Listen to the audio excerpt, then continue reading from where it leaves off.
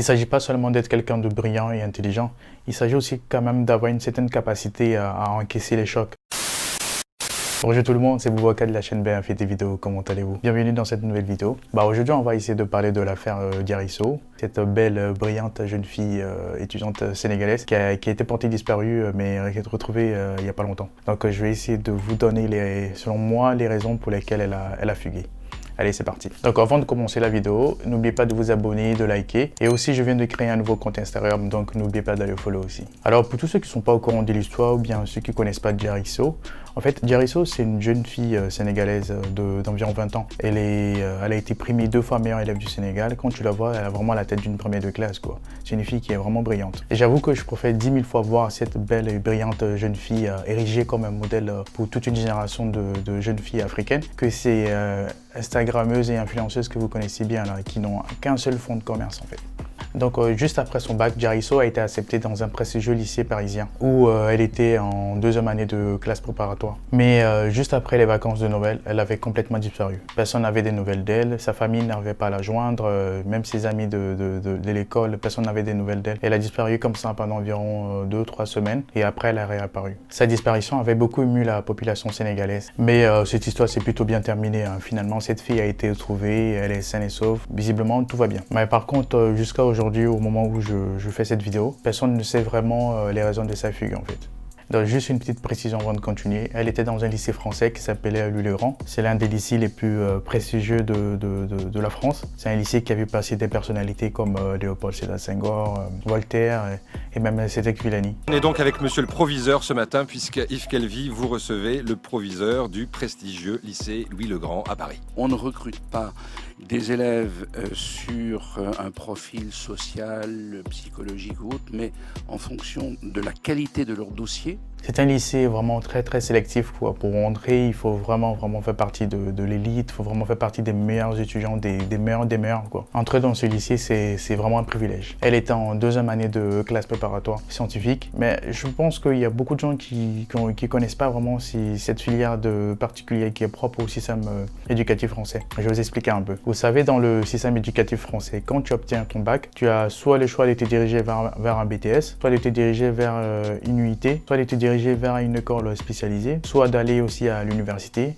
Bon, c'est ce que font la plupart des étudiants, et soit d'aller vers une classe préparatoire. Une classe préparatoire, c'est vraiment quelque chose d'assez particulier. C'est quelque chose qui est vraiment propre au système éducatif français. En gros, c'est 2 années vraiment intenses où tu travailles comme un fou pendant 2 ans pour te préparer au concours des grandes écoles françaises. Quand j'ai dit des grandes écoles françaises, c'est vraiment des grandes écoles un peu du type l'école polytechnique ou bien l'ENS. Vraiment la crème de l'élite française. Il faut noter qu'il y a une très grande différence en termes de charge de travail entre la classe de terminale et la première année de classe préparatoire. Que ce soit d'un point de vue de travail personnel à la maison ou bien du travail même à effectuer même au sein de l'école. Très exigeant, donc ça demande beaucoup d'investissement, beaucoup de temps et aussi des choix à faire avec la vie personnelle. Et puis moralement c'est très dur, oui.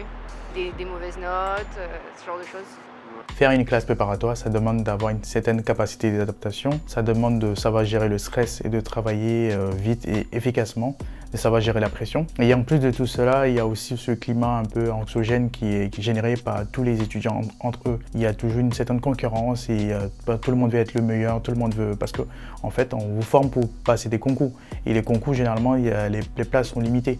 Donc tout le monde veut faire partie des meilleurs. Donc revenons au cas de Diarisso, une jeune fille brillante sénégalaise qui quitte le Sénégal pour rejoindre un lycée français, le lycée dans lequel elle va rencontrer quasiment les meilleurs étudiants français dans une filière très sélective. Et je pense qu'elle s'est très vite rendue compte qu'elle n'est plus au Sénégal, elle n'est plus dans son lycée sénégalais. Elle a dû se retrouver dans une école avec les meilleurs étudiants français. Elle a dû passer sans doute d'une moyenne de 18 en terminale à peine 10 en première année, comme la plupart des autres étudiants des classes préparatoires. Et le tout en travaillant 10 fois plus. Donc imaginez à quel point tout ça, ça joue sur le moral. Imagine que tu as toujours été la plus brillante de ton pays, tu as toujours été adulée, tout le monde t'a considéré comme la meilleure de ton pays. Et tu te retrouves dans un environnement où tu arrives à peine à avoir la moyenne, quoi. Et en plus, le tout en travaillant 10 fois plus. C'est clair que ça, franchement, ça joue sur le moral. ça demande quand même une certaine force mentale que tout le monde ne possède pas. Il ne s'agit pas seulement d'être quelqu'un de brillant et intelligent, il s'agit aussi quand même d'avoir une certaine capacité à encaisser les chocs et à chaque fois que tu prends une claque dans la vie, à te relever, quoi. C'est pas tout le monde qui est capable d'avoir cette force-là. Beaucoup d'étudiants des classes préparatoires font des burn-out. Moi-même, j'en ai rencontré personnellement certains à l'université quand ils ont dû abandonner la prépa. C'était franchement des gens que j'ai trouvé franchement brillants, ils travaillaient beaucoup, mais ils n'ont pas pu tenir le rythme de la prépa.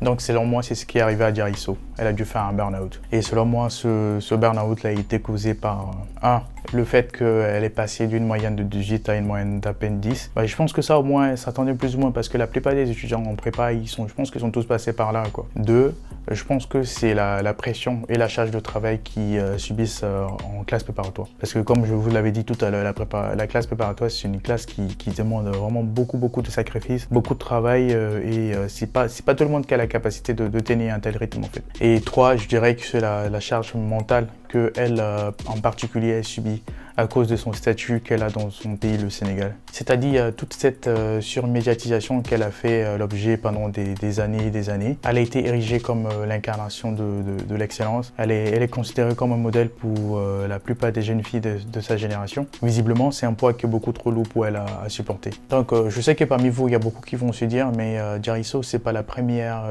fille d'Afrique qui vient étudier en France, des prestigieux lycées, a fait des classes préparatoires. Il y a certains qui l'ont déjà fait, ils n'ont pas fait de burn-out. Oui, c'est normal, c'est vrai, mais n'oubliez pas qu'on n'est pas tous pareils. Il y a certaines personnes qui vont s'accrocher, ils vont terminer l'année, ça va relativement bien se passer. Mais il y a d'autres qui vont pas tenir le rythme, ils vont craquer, ils vont peut-être couper les ponts avec tout le monde et puis s'isoler. Et puis il y a certains même qui vont aller jusqu'à des extrémités. Vous voyez ce que je veux dire? Jariso avait fait une lettre adressée à son mentor pour essayer d'expliquer un peu son geste, tout ce qui s'est passé. Et lui, il a partagé quelques extraits de cette lettre sur Internet. Donc j'ai pris la peine de lire un peu cette lettre. Mais personnellement, je trouve que c'est un ramassis de verbiage qui me semble assez flou finalement. Voilà, elle a essayé dans cette lettre, en résumé, elle a dit qu'elle allait bien, elle voulait juste faire une pause et aussi qu'elle est partie, il n'y a pas vraiment de raison en gros, c'est ce qu'elle a essayé de dire. Moi personnellement, il n'y a pas de raison, moi j'y crois pas, je pense qu'il y a nécessairement une raison. On plaque pas tout comme ça pour rien, quoi. Voilà. Je trouve qu'elle est quand même partie pendant plus de 2 semaines sans donner de nouvelles à personne, même à ta famille la plus proche. C'est quand même fait preuve d'égoïsme et aussi d'immaturité. Après aussi, ne soyons pas trop durs avec elle, quoi. Faut pas oublier qu'elle a à peine 20 ans, quoi. Même si elle est brillante et puis elle a une très belle élocution. Mais il faut pas oublier que c'est une très jeune fille et que des erreurs, nous tous, on en fait, quoi. Voilà. Donc personnellement, je pense qu'elle a déjà quand même compris la leçon. Surtout pour une culture africaine quand même, fuguer, c'est vraiment pas dans notre culture, c'est des choses qui ne s'en font pas, quoi. C'est très mal vu. Mais je pense que quand même qu'elle a compris la leçon, elle s'est rendue compte qu'elle est quand même allée un peu trop loin. Mais par contre, qu'elle essaie de trouver des excuses un peu plus tangibles, quoi. Parce que ce qu'elle raconte vraiment, c'est... Personnellement, j'y crois pas. Voilà. Allez les amis, c'est tout pour cette vidéo. Alors j'ai mis quelques liens en description pour tous ceux qui veulent aller un peu creuser le sujet. Donc n'oubliez pas de vous abonner, de liker, de partager la vidéo. Et mettez-moi aussi quelques commentaires. On va essayer d'en débattre. Chacun va me donner un peu son point de vue de ce qu'il pense de cette histoire-là. Donc je pense que j'ai terminé pour cette vidéo. Allez, ciao!